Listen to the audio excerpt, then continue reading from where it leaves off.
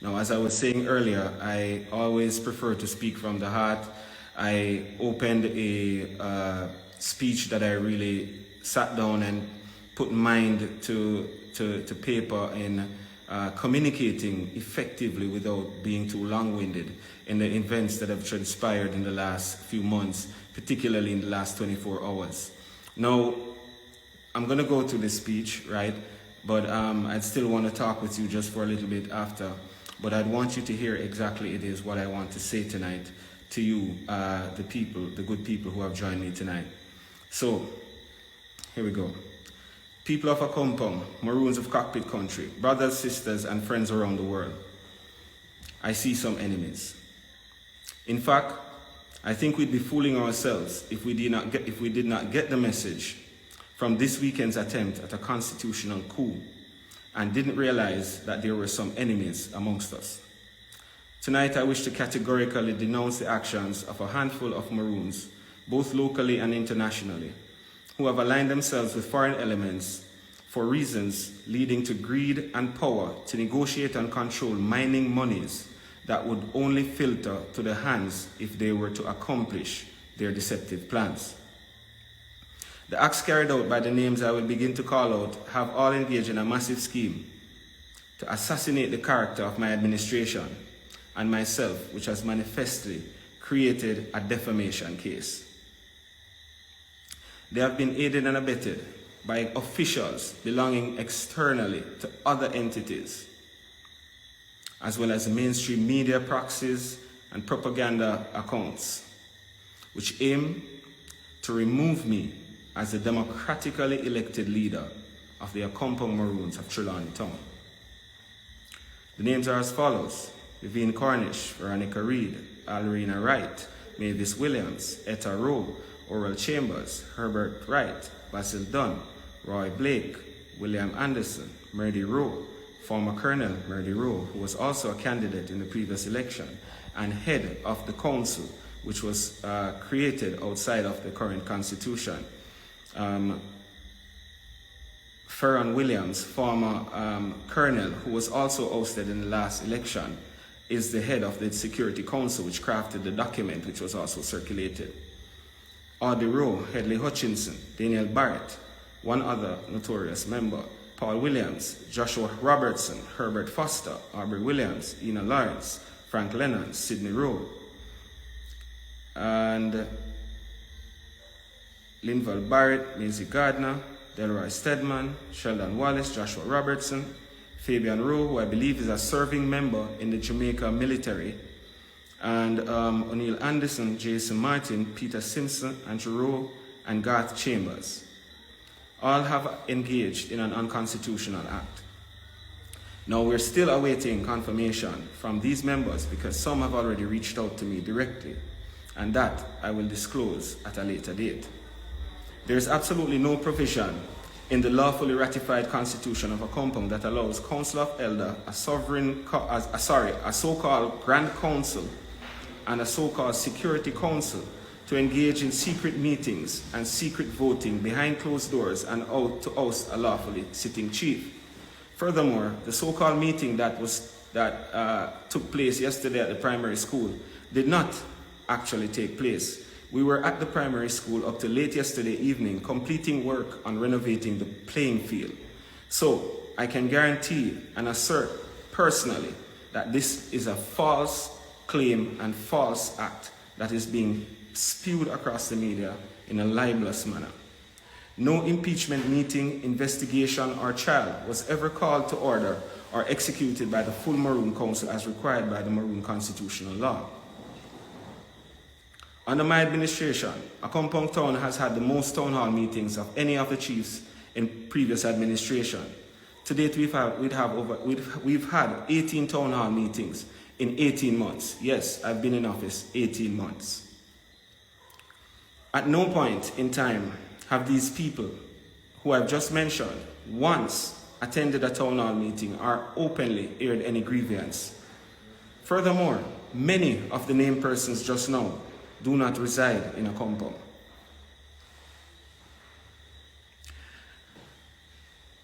Most of these names are people, as I mentioned, are loyalists of former Colonel Williams. At the same time, as I said, there are others who have reached out to me since, quite contrary to what this document would outline. Therefore, it is very easy to establish who the players are and to see with common sense the concerted efforts to try and remove me from this office as soon as possible, perhaps before September 30, which is the next court date. There has been much evidence released recently to the public since the efforts to have a joint operation with the Jamaica Constabulary Force did not materialize, which can prove that Farron Williams, his previous administration, misappropriated and possibly embezzled Maroon funds from the Accompong Town bank account. I have shown where $1 million was siphoned through the Accompong Development Foundation banking account, US dollar account, that was not disclosed to the community nor the council, nor was anyone notified of this money. Mr. Williams and his associate, Timothy McPherson, were the only two signatories on this account. When Mr. McPherson was questioned recently on his sojourn here to Accompong, he declared that that was a personal account and not the state account, even though it was created under the entity registered Accompong Development Foundation. To this date, there's no accountability as to where those funds went, but we do have physical printouts and also ledgers showing where these monies would have been sent to, many accounts to which monies were transferred to, many elements and factors external to Accompong and Accompong's governance, particularly the Maroon Secretariat, which is now known as YCOIL, showing up in this bank account. Many issues, many individuals, from my community receiving monies from this account. Within less than 2 years, approximately $1 million. And just this one account that was found was siphoned, and to this day we have not received any answers. This building that I'm now sitting in was built as a part of a banking venture to which the said players were part and party to. This building was announced with a groundbreaking ceremony to the community as a town hall building, meaning the office of the chief, the meeting rooms, and staff headquarters would be located and operate in perpetuity, similar to the White House, King's House, etc. Mr. Williams has returned this year claiming the building, saying it's his personal property. I'm bringing this to the light of the people. This information was shared, made public, and I still have not been contacted by the authorities, having already sat with Mocha for 2.5 hours, expressing and sharing information, and also making a personal report at the Manatee Police Station over a year ago.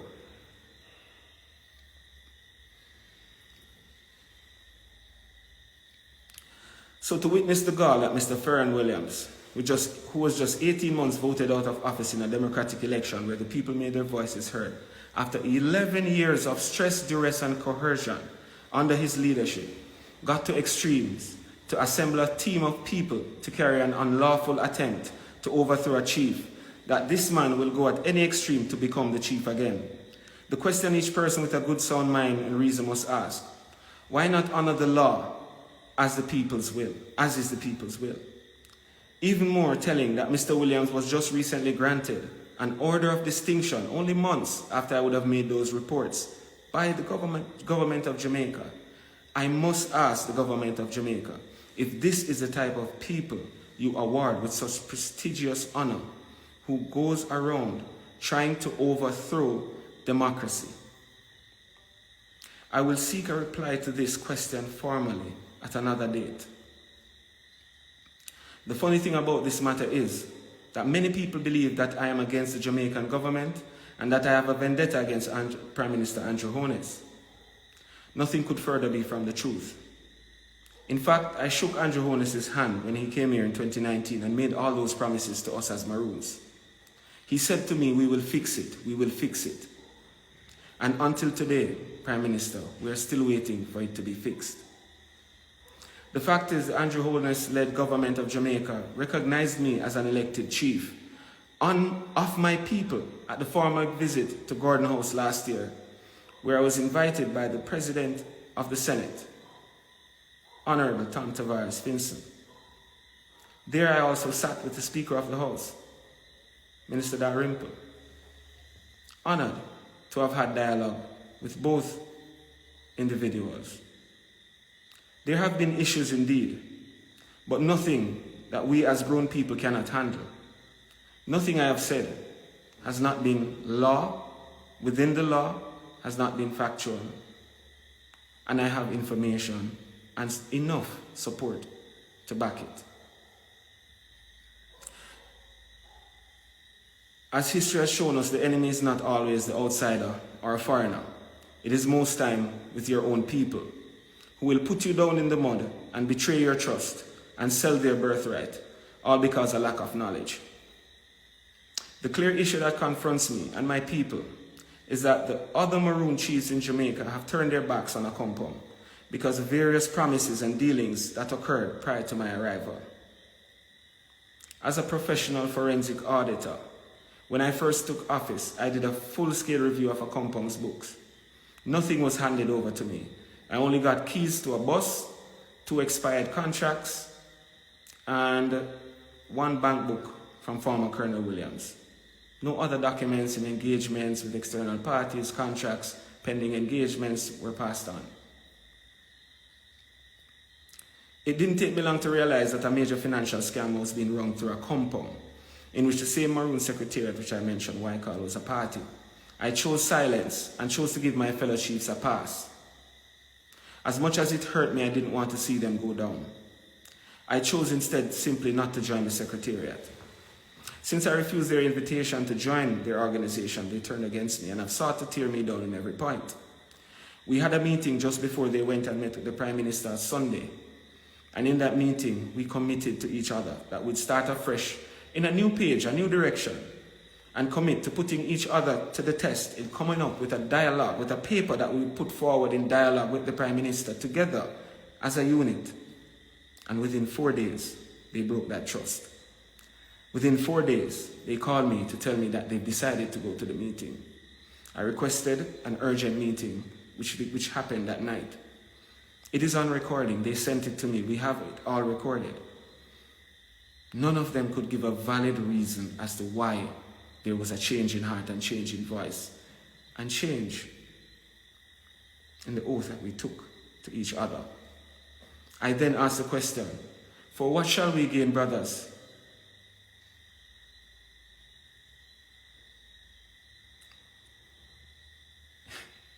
It really hurts. For what shall we gain to dispose of thine brother, to satisfy the egos of others? I asked the question again, and I couldn't get an answer. And that's where I left that conversation.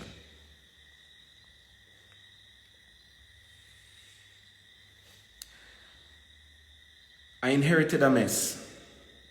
And because I chose not to dip my hands in the mud with them, they have made me the enemy. As it concerns Moortown, I never attempted a coup. I could never have been the leader of Moortown, nor would I ever want to be. It is young Hope who asked me to support her. I tried my best to explain to her the deep challenges and how difficult it could have been in such a position. Hope has a burning passion for her culture, a fire that cannot be quenched. All I could do was give her support as she asked and begged for me to come over and visit just the people of Moortown.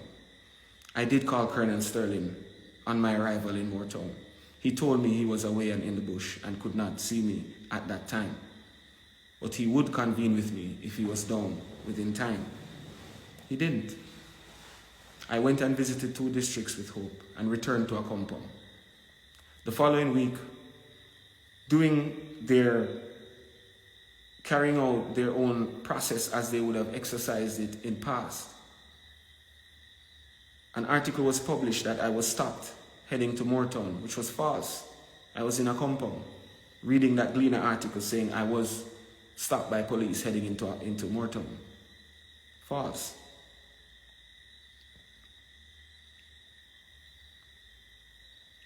Moortown is in an advanced stage of underdevelopment, similar to us here in Accompong. I saw this for myself when I went there. The truth is, Hope wanted change, and she wanted change badly. Just like so many of us young, bright, aspiring young minds in these crevices and corners of what you know as Maroon communities. Hope was of age. I was alright, a true Maroon, descendant of Nanny, to challenge any issue in her community that troubles her. There is no electoral office for the Maroons, so there is no other way for her to make her challenge notified than when she did in writing to Colonel Sterling and to the police and to other agents of his council, so the protocols would have been observed. I merely went to visit the people of the districts in Moortown, and I apologize to anyone in Moortown who felt I may have been there otherwise. I take a step back and stand to support you in anything you wish for me to support you in, whether as chief or otherwise. My honor is to the name and the birthright of Maroons. We are one.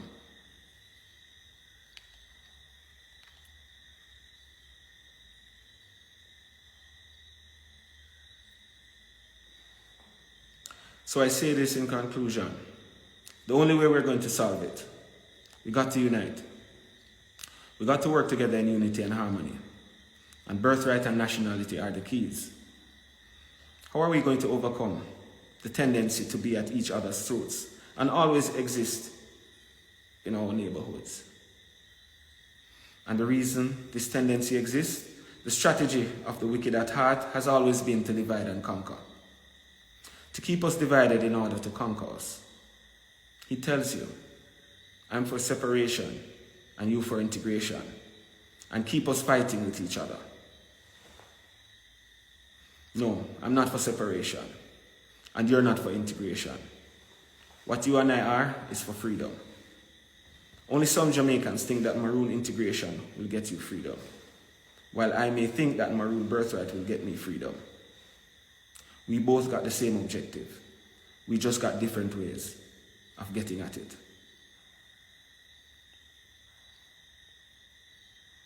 Since the ratification of the Maroon Constitution that was adopted in 2004, with Colonel Ferran Williams was also sworn under the Maroons,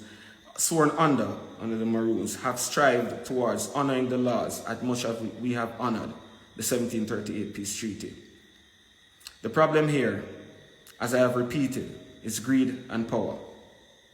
What is in the dark must come to light, and my administration will continue to protect the democracy we have created within the Maroon territory so as to become a part of a civilized world. If Maroons who are listening to me right now do not understand the magnitude of this situation and that there are forces willing to take away what our foreparents left for us, and some of these people are Maroon traitors who would have sold out for promises of wealth. To those turncoats, I will say this. It will be the ballot and preserving our birthright, or it will be self-destruction. It will be liberty, or it will be death. And if you're not ready to pay the price, don't use the word freedom in your vocabulary. I honor you and thank you tonight for joining me, because it has been a very challenging and rough 18 months. We the people of Accompong, the Maroon Full Council, the real Maroon Full Council, stands in honor and representation of those who took to the ballots and those who were not able to make the ballots, those who stood and observed, those who are on the outside. I thank you